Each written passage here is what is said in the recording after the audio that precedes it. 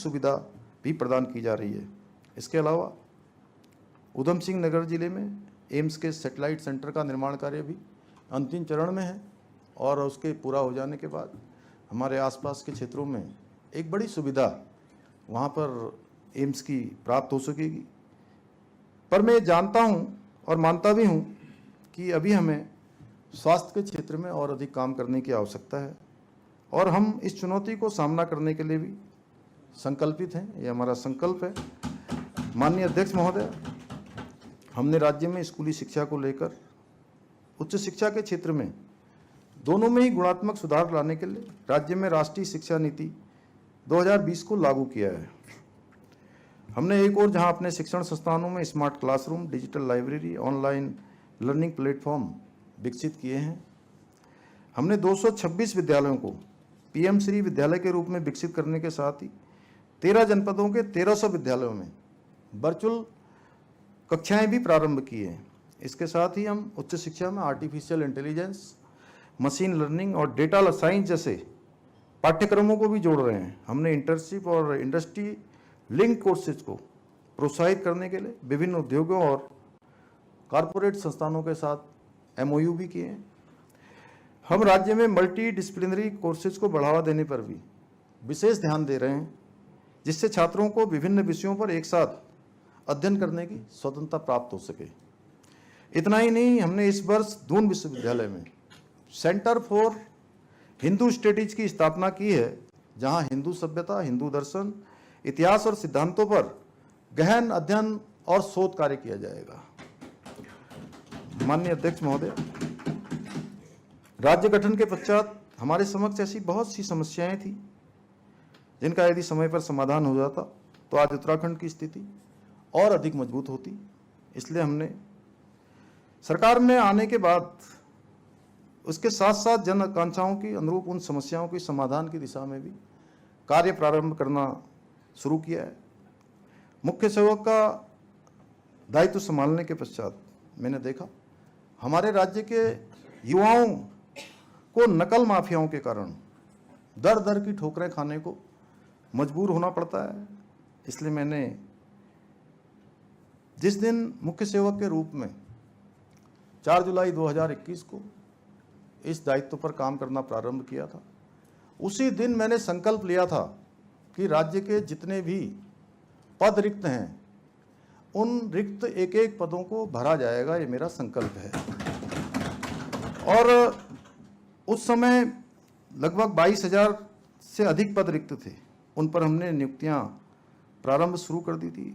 और तभी से जब से ये नियुक्तियां, विज्ञप्तियां निकलना प्रारंभ हुई, परीक्षाएं आयोजित होने लगी, तो वर्षों से उत्तराखंड में दीमक की तरह खाने वाला नकल माफिया फिर से सक्रिय हो गया। आदरणीय अध्यक्ष महोदय, आपके माध्यम से मैं सम्मानित सदन को बताना चाहता हूं कि उत्तराखंड में देश का सबसे सख्त नकल कानून लाकर हमने नकल माफिया की रीढ़ तोड़ने का काम किया है। इसी का परिणाम है कि पिछले 4.5 वर्षों में हम रिकॉर्ड 26,000 से अधिक युवाओं को सरकारी नौकरियां प्रदान करने में सफल रहे हैं। परंतु मुझे ये कहना पड़ रहा है कि कुछ लोगों को ये रास नहीं आ रहा है कि आज हमारे युवा पारदर्शी तरीके से व्यवस्था के तहत और मेरिट के आधार पर, योग्यता, क्षमता और प्रतिभा के आधार पर उनको नौकरियां मिल रही हैं और नौकरियों के अवसर पा रहे हैं। जैसा आप सभी जानते हैं, पिछले दिनों एक हरिद्वार के एक सेंटर पर एक व्यक्ति के द्वारा नकल का प्रकरण सामने आया था और उस पर हमने तुरंत एक्शन लेते हुए उस आरोपी को गिरफ्तार किया और मामले की जांच के लिए SIT का गठन किया। सेवानिवृत्त न्यायाधीश हाईकोर्ट उनकी अध्यक्षता में कमेटी का गठन किया। परंतु कुछ लोग इस मामले के आड़ में हमारे युवाओं को ढाल बनाकर अपनी राजनीतिक रोटियां सेकने का प्रयास करने लगे और प्रदेश में अराजकता फैलाने के प्रयास शुरू हो गए। लेकिन हमारे बच्चों को परेशान होता देखकर और कुछ लोगों के षड्यंत्र को विफल करने के लिए मैंने स्वयं युवाओं के बीच में धरना स्थल पर जाकर युवाओं की इस मांग के अनुरूप, उनकी मांग के अनुरूप सीबीआई जांच की संस्तुति प्रदान की। और इसके साथ ही बाद में आयोग ने पेपर को निरस्त करने का भी निर्णय लिया। हमारे इस निर्णय के बाद कुछ लोग कहने लगे कि हम युवाओं के आगे झुक गए हैं या कमजोर पड़ गए हैं। मैं आज आपके माध्यम से स्पष्ट रूप से ऐसे लोगों से कह देना चाहता हूं कि हमारी सरकार युवाओं के भविष्य को लेकर प्रतिबद्ध है, संकल्पबद्ध है और युवाओं के बेहतर भविष्य के लिए हम जहां सर झुका सकते हैं और आवश्यकता पड़े तो सर कटा भी सकते हैं। अभी कुछ ही दिन पूर्व सीबीआई जांच शुरू होने में थोड़ा विलंब होता देख के कुछ लोग फिर से राजनीति करने लगे। मैं उन सभी भाड़े के लोगों से कहना चाहूंगा कि वे अपने अकाउंट से पूछें कि सीबीआई जांच की क्या प्रक्रिया होती है। पहले के समय में भी जब युवाओं के अधिकारों की खुली छूट मची थी तब ये लोग क्यों मौन होते थे, क्यों नहीं बोलते थे, क्यों नहीं आवाज उठाते थे। आज जब हम नकल माफियाओं पर कड़ी कार्रवाई कर रहे हैं तो ऐसे लोगों को मिर्ची लगना स्वाभाविक है, जो लोग इन नकल माफियाओं को पोषित पल्लवित और उनका हमेशा उनकी सुरक्षा करते रहे हैं, उनको संवर्धित करते रहे हैं, उनका पोषण करते रहे हैं। माननीय अध्यक्ष महोदय, विपक्ष के शासनकाल में पटवारी भर्ती घोटाला हुआ, दरोगा भर्ती घोटाला, छात्रवृत्ति घोटाला, एनएच घोटाला, राहत सामग्री घोटाले जैसे अनेक प्रकरण इस बात के साक्षी हैं कि उस समय भ्रष्टाचार किस हद तक शासन व्यवस्था में व्याप्त था। पर मैं आपके माध्यम से स्पष्ट करना चाहता हूं कि हमारे शासनकाल में भ्रष्टाचार के लिए कोई स्थान नहीं है। हम कोई गलत काम को कभी सह नहीं देते। कोई गलत काम करेगा तो निश्चित रूप से अगर कोई भी चीज़ सामने आएगी तो उस पर कार्रवाई निश्चित रूप से होगी। हमने साफ नियत, स्पष्ट नीति और पारदर्शी प्रक्रिया के साथ शासन चलाने का संकल्प लिया है। आज उत्तराखंड में न तो किसी घोटालेबाज को संरक्षण मिलता है, न ही किसी भ्रष्टाचारी को बख्शा जाता है। पहले के समय में जब भ्रष्टाचार के मामले में केवल छोटे कर्मचारियों को पकड़कर खानापूर्ति कर दी जाती थी और हम सब लोगों ने देखा कि भ्रष्टाचारियों से कहते हुए तुम जितना चाहे उतना लूट लो, हम आंखें मूंद लेंगे, हम बंद कर लेंगे। राज्य की जनता साक्षी है। बंद कमरों में उत्तराखंड के संसाधनों का बंटवारा होता था, किस प्रकार से खुली लूट होती थी। हमने आदरणीय प्रधानमंत्री जी के नेतृत्व में कार्य संस्कृति को बदलने का काम किया है। आज हमने भ्रष्टाचारियों पर जीरो टॉलरेंस की नीति के तहत कार्रवाई करते हुए प्रदेश के इतिहास में पहली बार आईएएस, आईएफएस, पीसीएस स्तर के अधिकारियों सहित पिछले 4 वर्षों में भ्रष्टाचार में लिप्त 200 से अधिक लोगों के खिलाफ कठोर कार्रवाई की है। और हमने जो एक धारणा बन गई थी कि भ्रष्टाचार के मामले आते हैं, लापरवाही आती है, कर्तव्यों में निर्वहन में ठीक प्रकार से काम नहीं किया जाता है, तो छोटे छोटे कर्मचारियों को पकड़ लिया जाता है, छोटी छोटी मछलियों को फंसा लिया जाता है और बड़ी मछलियां और मगरमच्छ इसकी पकड़ में नहीं आते हैं या उनको संरक्षण प्राप्त हो जाता है। माननीय अध्यक्ष महोदय, मैं कहना चाहता हूं कि हमने इस धारणा को बदलने का प्रयास किया है, इसकी हमने शुरुआत की है। अब छोटी मछलियां हो, बड़ी मछलियां हो, भ्रष्टाचारी मगरमच्छ हो, उनको जेल के सलाखों के पीछे पहुंचाने का काम हो रहा है, उन पर कार्रवाई हो रही है। मैं आज सदन के माध्यम से पुनः स्पष्ट कर देना चाहता हूं कि हमारी सरकार किसी के दबाव में काम नहीं करती है। हाँ, ये बात जरूर है कि हम बातचीत करते हैं, संवाद स्थापित करते हैं। कोई भी अच्छे सुझाव देगा तो हमारी सरकार उन सभी को अपने कार्य प्रणाली में लाएगी, अपने कार्यक्रमों में सम्मिलित करेगी, नीति में सम्मिलित करेगी, सरकार के लिए सुशासन में जहां आवश्यकता है उनका उपयोग करेगी। जो गलत करेगा उसके खिलाफ सख्त कार्रवाई की जाएगी, क्योंकि हमारी सरकार राज्य की 1.25 करोड़ जनता के हित में, उनके विश्वास और उनकी सेवा के लिए पूरी तरह से समर्पित होकर कार्य करती है। माननीय अध्यक्ष महोदय, हमने राज्य हित में अनेक ऐसे ऐतिहासिक एवं दूरगामी निर्णय लिए हैं जिनका प्रभाव आने वाली हमारी पीढ़ियां अनेक वर्षों तक उसको महसूस किया जाएगा। हमने देश में सबसे पहले समान नागरिक संहिता का कानून लागू करके सभी नागरिकों को समान अधिकार और अवसर सुनिश्चित करने का काम किया है। वहीं दूसरी ओर सामाजिक न्याय, महिला सशक्तिकरण और समानता की दिशा में भी एक ऐतिहासिक कदम आगे बढ़ाया है। साथ ही बाबा साहब अम्बेडकर जब भारत का संविधान बना रहे थे, उस संविधान के अनुच्छेद 44 में ये प्रावधान किया गया कि देश के अंदर रहने वाले हर एक व्यक्ति के लिए, चाहे वो किसी पंथ का हो, किसी समाज का हो, किसी वर्ग का हो, सबके लिए एक समान कानून लागू देश के अंदर होना चाहिए, सबके लिए एक समान व्यवस्था होनी चाहिए। बाबा साहब के सपनों को भी सच्चे रूप में धरातल पर उतारने का काम हमारे प्रधानमंत्री श्री नरेंद्र मोदी जी की प्रेरणा से सबसे पहले कहीं शुरू हुआ है तो देवभूमि उत्तराखंड में हुआ है। परंतु मैं भली भांति जानता हूं, जिन लोगों के आंखों पर तुष्टीकरण की पट्टी बंधी है, सर पर वोट बैंक की टोपी है, वो समान अधिकारों की बात समझ नहीं सकते।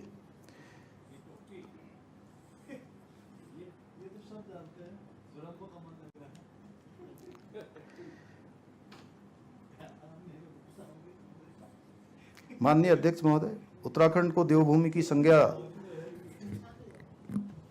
दी जाती है और देवभूमि की पवित्रता को बनाए रखना हम सभी का कर्तव्य है। परंतु पहले की सरकारों की विफलताओं के कारण, तुष्टीकरण की राजनीति के चलते हमारी देवभूमि की डेमोग्राफी में बड़ा बदलाव आ गया। देवभूमि के मूल अस्तित्व पर प्रश्न चिन्ह खड़ा होने लगा। इसी बदलाव को रोकने के लिए हमारी सरकार ने प्रदेश में जहां एक और धर्मांतरण विरोधी कानून बनाया, वहीं लव जिहाद, लैंड जिहाद, थूक जिहाद जैसे कुकृत्यों को रोकने के लिए भी सख्त कार्रवाई की है। इतना ही नहीं, हमने प्रदेश में दंगों की राजनीति करने वालों को सबक सिखाने के लिए सख्त दंगारोधी कानून बनाकर दंगों में होने वाली नुकसान की भरपाई भी इन्हीं दंगाइयों से सुनिश्चित करने का काम किया है। इस कानून के बनने के बाद अब यदि कोई दंगा करने वाला पुलिस लाठीचार्ज करती है और उस दौरान पुलिस की लाठी टूट जाती है, उसका खर्चा भी दंगाइयों से ही वसूला जाएगा। माननीय अध्यक्ष महोदय, हम लैंड जिहाद की बात करें तो क्या हमारे प्रतिपक्ष के लोग ये बताएंगे कि जब हम लैंड जिहाद के खिलाफ कार्रवाई करते हैं तो उत्तराखंड की पवित्र धरती पर नकली मजारों को बनाकर हमारी सरकारी जमीनों पर हड़पने वालों पर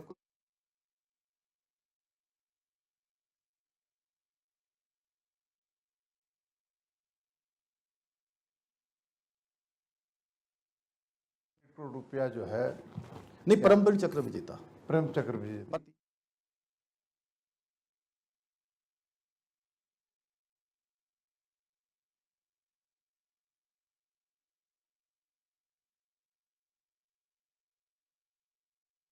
गुणात्मक प्रावधान कर दिया है हमने पहले। वो तो सैनिकों के लिए, सबके लिए हो गया, सभी शहीदों के लिए उसमें। सैनिक जो भी सैनिक है जो थे देश की सीमा पर, और ये हमने पिछले साल ही जो है हमने जो है इसमें ये प्रावधान अभी इसी पिछले साल जुलाई से ही लागू किया है हमने।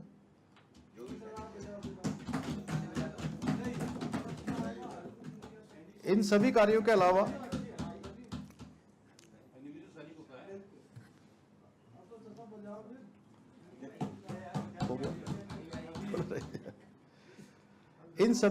अलावा हमारी सरकार द्वारा प्रदेश के शहीदों की स्मृति में देहरादून के गुनियाल गांव में एक भव्य सैन्य धाम का निर्माण भी किया जा रहा है, जो उत्तराखंड के हमारे वीर सैनिकों की बहादुरी, बलिदान की जीवन गाथा के रूप में स्थापित होगा, जिसका शीघ्र ही लोकार्पण किया जाएगा। ये सभी कदम हमारे वीर सैनिकों और उनके परिवारों के प्रति हमारे सम्मान और समर्पण का प्रतीक है। माननीय अध्यक्ष महोदय, हम अपने सभी नागरिकों की समस्याओं का त्वरित एवं संतोषजनक समाधान करने की दिशा में निरंतर कार्य कर रहे हैं। इसके लिए सरलीकरण, समाधान, निस्तारीकरण और संतुष्टि के मंत्र को ध्यान में रखकर हम कार्य कर रहे हैं। अपनी सरकार portal, e cabinet, e office, 1905 CM helpline, 1064 anti corruption helpline, digital Uttarakhand app जैसी विभिन्न पारदर्शी व्यवस्थाओं के चलते कार्य संस्कृति में गुणात्मक सुधार हुआ है। अब हमने उन सेवाओं को और अधिक कारगर बनाने के लिए इनमें AI तकनीक का उपयोग करना प्रारंभ कर दिया है। माननीय अध्यक्ष महोदय, हमारी सरकार ने राज्य आंदोलन के कार्यों के प्रति अपनी कृतज्ञता को प्रकट करते हुए जहां एक और उनके आश्रितों के लिए राज्य की सरकारी नौकरियों में 10% क्षैतिज आरक्षण लागू किया है, वहीं हम शहीद आंदोलनकारियों के परिवारों को 3,000 रुपये मासिक पेंशन की सुविधा देने के साथ ही घायल हुए और जेल जाने वाले आंदोलनकारियों को 6,000 रुपये और सक्रिय आंदोलनकारियों को 4,500 रुपये प्रतिमाह पेंशन भी प्रदान कर रहे हैं। पहले के समय में पूर्व सरकारों में राज्य आंदोलनकारियों को केवल एक आश्रित को क्षैतिज आरक्षण की व्यवस्था थी, परंतु हमारी सरकार द्वारा नए कानून के अंतर्गत चिन्हित आंदोलनकारियों की परित्यक्ता विधवा और तलाकशुदा पुत्रों को भी इस आरक्षण का लाभ दिया जा रहा है। यही नहीं, हमारी सरकार ने चिन्हित राज्य आंदोलनकारियों को पहचान पत्र जारी करने के साथ ही 93 आंदोलनकारियों को राजकीय सेवा में सेवा आयोजित भी किया है। मैं इस अवसर पर पूरी प्रतिबद्धता के साथ कहना चाहता हूं कि हमारी राज्य की सरकार राज्य आंदोलनकारियों के आदर्शों और उनके सपनों के लिए हर संभव प्रयास कर रही है। हमारा एक एक क्षण, एक एक पल राज्य आंदोलनकारियों के सपनों का उत्तराखंड बनाने के लिए समर्पित है। माननीय अध्यक्ष महोदय, हमारी देवभूमि उत्तराखंड अपने अद्भुत प्राकृतिक सौंदर्य के लिए विश्व भर में प्रसिद्ध है, लेकिन एक पहाड़ी राज्य होने के नाते हमें अनेक प्राकृतिक आपदाओं और भौगोलिक चुनौतियों का सामना करना पड़ता है। अभी 5 अगस्त 2025 से जो आपदा का एक क्रम हमारा धराली से प्रारंभ हुआ, उसके बाद श्याना चट्टी उत्तरकाशी जनपद में ही, जहाँ पर भारी मलबा आ जाने के बाद 25-30 फुट जल भराव हो गया। रुद्रप्रयाग जनपद में छेनागाड़ और उसके आसपास के क्षेत्रों में बड़ी आपदा आई, भीषण तबाही हुई। चमोली जनपद में थराली, चेपड़ो, कुंतरी, तुरमा, ऐसे अनेक स्थान जिन स्थानों पर मैं गया। पौड़ी जनपद में हमारा सैंजी गांव, भरसार के आसपास का पैठाड़ी और पावो के वाला क्षेत्र पूरी तरह से आपदा की चपेट में आ गया। हमारा देहरादून का आसपास का क्षेत्र या जनपद बागेश्वर का हमारा पौसारी गांव, इन गांवों को भीषण आपदाओं का सामना करना पड़ा और उत्तराखंड के हर एक क्षेत्र में इन आपदाओं ने जनजीवन को बुरी तरह प्रभावित किया है। इस तरह के प्राकृतिक प्रकोप का सामना हमें कई बार करना पड़ता है। इसलिए इन चुनौतियों का सामना करने के लिए भी हम योजनाबद्ध तरीके से काम कर रहे हैं। हमने लगातार मॉनिटरिंग की व्यवस्था की, लगातार प्रशासन के लोगों को, हमारे सभी जनप्रतिनिधियों को, सामाजिक संगठनों को, सबके साथ समन्वय बनाकर, और मैं इस अवसर पर उन आपदा पीड़ित परिवारों के प्रति अपनी बहुत उनके प्रति सहानुभूति करते हुए और उनके परिजन जो इस आपदा में बिछुड़ गए हैं या हमारे बीच में नहीं रहे, उन सभी को श्रद्धांजलि अर्पित करता हूं और भगवान से प्रार्थना करता हूं कि भगवान उन सभी को ऐसे कठिन समय में शक्ति प्रदान करे, आगे के जीवन का उनका मार्ग प्रशस्त करे। और साथ ही हमने यह भी प्रयास किया कि सबका समन्वय बनाकर सरकार की तरफ से जो मकान क्षतिग्रस्त होगा उसमें 5 लाख रुपए की धनराशि का प्रावधान किया जाएगा, और वो राज्य के और भी अन्य क्षेत्रों के लिए हम एक पैकेज की प्रक्रिया भी कि उनके जीवन को आगे बढ़ाने के लिए जो ज़रूरी है वो हम करेंगे। मैं प्रधानमंत्री जी का भी आज इस विशेष सत्र से उनका भी धन्यवाद करना चाहता हूँ कि जहाँ उन्होंने पूरी आपदा के समय में जो हमारे केंद्र की एजेंसियाँ थी उन सभी एजेंसियों को लगाया, और धराली में जो 1300 से ज़्यादा हमारे देश के और स्थानीय लोग उस आपदा में फंस गए थे, उन सभी को निकालने के लिए सेना का चिनूक हेलीकॉप्टर हो, MI हो या अन्य संसाधन हो, NDRF हो, भारत सरकार के अनेक संस्थानों ने उस पर काम किया। मैं गृह मंत्री जी का भी धन्यवाद करता हूँ, उन्होंने लगातार हमारी चिंता करी और प्रधानमंत्री जी स्वयं यहाँ आए और उन्होंने हर एक जो हमारे 5 मुख्य स्थान थे उन स्थानों के आपदा पीड़ित परिवारों के लोगों से, उनके परिजनों से एक एक से उनकी पीड़ा साझा करी और 1200 करोड़ रुपए का तत्कालिक रूप से हमको सहायता दी जो काम शुरू करने के लिए, और आगे के लिए उन्होंने हमें पूरी तरह से भरोसा दिया कि आप ये काम शुरू करिए, आगे जो भी आवश्यकता होगी उसको केंद्र की सरकार हर तरह से मदद करेगी। हमारी सरकार द्वारा जहां एक और आज आपदाग्रस्त क्षेत्रों के जो लैंड स्लाइड है, भूधसाव है, बादल फटने और जो वनाग्नि जैसी प्राकृतिक आपदाएं उन प्रभावित लोगों तक त्वरित रूप से सहायता पहुंचाने का भी हम प्रयास कर रहे हैं। वहीं विभिन्न प्राकृतिक आपदाओं के लिए उनके पूर्वानुमान के लिए प्रिडिक्टिव सोच अब अत्याधुनिक तकनीकों को बढ़ावा भी दे रहे हैं। यही नहीं, इतना ही नहीं, हम नई आपदा प्रबंधन नीति द्वारा आपदा प्रभावित क्षेत्रों में स्थानीय स्तर पर प्रशिक्षण और जागरूकता कार्यक्रम संचालित करने के साथ साथ प्रदेश के सभी जिलों में आपदा प्रबंधन तंत्र को मजबूती करने के उद्देश्य से डिजास्टर रिजिलिएंट इंफ्रास्ट्रक्चर विकसित करने का कार्य भी कर रहे हैं। हम हमेशा ग्राउंड जीरो पर पहुंचकर प्रभावितों की मदद के साथ ही आपदा प्रबंधन के कार्यों को गति देने के लिए कार्य करते हैं। 2013 के समय की एक बात हम सभी को याद है कि आपदा का सामग्री और उसको छोड़कर भाग जाने वाले युवराज द्वारा हरी झंडी न दिखा पाने के कारण राहत सामग्री से भरे ट्रकों को कई दिनों तक खड़ा करने के लिए जिन लोगों को जिम्मेदार समझा जा सकता है, कहा जा सकता है, वो सच में इस पीड़ा को कैसे समझ सकते हैं। माननीय अध्यक्ष महोदय, हमारे राज्य में विज्ञान और तकनीकी नवाचार को बढ़ावा देने के लिए भी हम कृत संकल्पित होकर कार्य कर रहे हैं। आज जहां एक और हम प्रदेश के प्रत्येक जनपद में साइंस और innovation centre, labs on wheel, GSI dashboard, digital library, patent information centre, stem labs के माध्यम से विज्ञान प्रौद्योगिकी और नवाचार के क्षेत्र में विश्वस्तरीय इंफ्रास्ट्रक्चर तैयार कर रहे हैं। वहीं AI, robotic drone, semiconductor, pre incubation lab की स्थापना जैसे महत्वपूर्ण नवाचारों को बढ़ावा दे रहे हैं। इसके साथ ही हम देहरादून में देश की 5वीं साइंस सिटी का निर्माण भी करा रहे हैं, जो उत्तराखंड जैसे हमारे राज्य के लिए, पर्वतीय राज्य के लिए एक ऐतिहासिक उपलब्धि है। इतना ही नहीं, हम कृषि क्षेत्र में ड्रोन तकनीकी और सेंसर आधारित खेती को प्रोत्साहित करने के साथ साथ राज्य में स्मार्ट एग्रीकल्चर तकनीकी को बढ़ावा देने का कार्य भी कर रहे हैं। इसके अलावा मौसम पूर्वानुमान से लेकर जलवायु परिवर्तन पर शोध के लिए डेटा एनालिटिक्स, सैटेलाइट इमेजरी के उपयोग की दिशा में भी कार्य कर रहे हैं।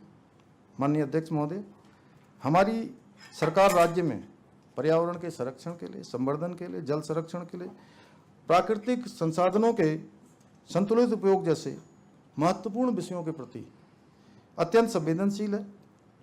हमने जहां एक और राज्य के नौले, धारे, गाड़, गधेरे जल स्रोतों को पुनर्जीवित करने के उद्देश्य से स्प्रिंग एंड रिवर रिजुनेवेशन अथॉरिटी सारा का गठन किया गया है, वहीं हम राज्य में पौधारोपण अभियान, प्लास्टिक वेस्ट मैनेजमेंट और हरित ऊर्जा के उपयोग को बढ़ावा देकर पर्यावरण संतुलन की दिशा में भी ठोस कदम उठा रहे हैं।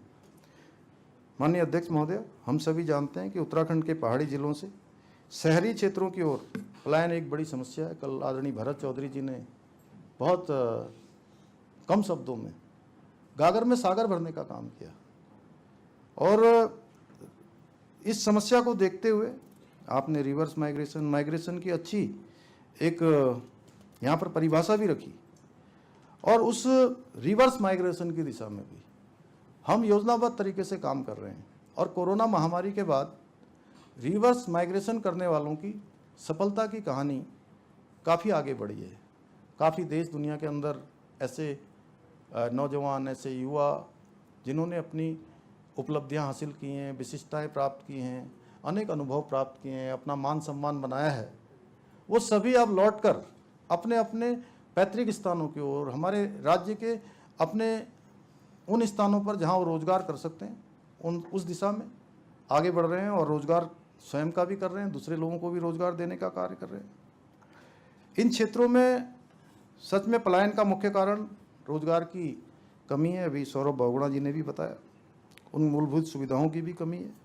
हमारी सरकार द्वारा राज्य पलायन निवारण आयोग की दिशा निर्देशन में पलायन की रोकथाम के लिए भी विभिन्न योजनाएं संचालित की जा रही है, जिनसे पलायन की समस्या का सामना करने में हमें सहायता मिल रही है। माननीय अध्यक्ष महोदय, जो आदरणीय प्रधानमंत्री जी ने 2021 में बाबा केदार की भूमि से कहा था कि ये दशक उत्तराखंड का होगा, मैं विश्वास के साथ कह सकता हूँ, जिस प्रेरणा, नियत और गति के साथ हम कार्य कर रहे हैं, आदरणीय प्रधानमंत्री जी की वाणी से निकले हुए शिवमय शब्द अवश्य सिद्ध होंगे, अवश्य साकार होंगे, अवश्य धरातल पर उतरेंगे और उत्तराखंड हिंदुस्तान का श्रेष्ठ राज्य बनेगा। आदरणीय अध्यक्ष महोदय, ये वर्ष राष्ट्रीय स्वयंसेवक संघ की स्थापना का शताब्दी वर्ष भी है। राष्ट्रीय स्वयंसेवक संघ ने अपनी 100 वर्षों की तपोमयी यात्रा के माध्यम से भारत में सांस्कृतिक पुनर्जागरण, सामाजिक समरसता, आत्मगौरव और राष्ट्रनिष्ठ सेवा की ऐसी दिव्य धारा प्रवाहित की है, जिसने देश के कोने कोने में राष्ट्रीय चेतना के अखंड ज्योति को प्रज्वलित करने का काम किया है। जो भारत कभी गुलामों वाली मानसिकता से ग्रस्त था, आज अपने सांस्कृतिक मूल्यों, अपनी परंपराओं, अपने वैज्ञानिक दृष्टिकोण पर गर्व करता है। यह आत्मगौरव संघ की तपश्चर्या का परिणाम है। माननीय अध्यक्ष महोदय, देवभूमि उत्तराखंड ने अपनी 25 वर्षों की यात्रा में अनेक उतार चढ़ावों का सामना सफलतापूर्वक किया है। मुझे पूरा विश्वास है कि प्रदेश की 1.25 करोड़ जनता के सहयोग से आने वाले वर्षों में उत्तराखंड को देश का श्रेष्ठ राज्य बनाने के अपने विकल्प रहित संकल्प को हम पूरा करने में अवश्य सफल होंगे। अंत में संघ की शाखा में गाए जाने वाले एक गीत की इन पंक्तियों के साथ मैं अपनी बात को समाप्त करता हूँ। ये उथल पुथल उत्ताल लहर पद से न डिगाने पाएगी, ये उथल पुथल उत्ताल लहर पद से न डिगाने पाएगी, पतवार चलाते जाएंगे मंजिल आएगी आएगी, मंजिल आएगी आएगी। धन्यवाद। मान्य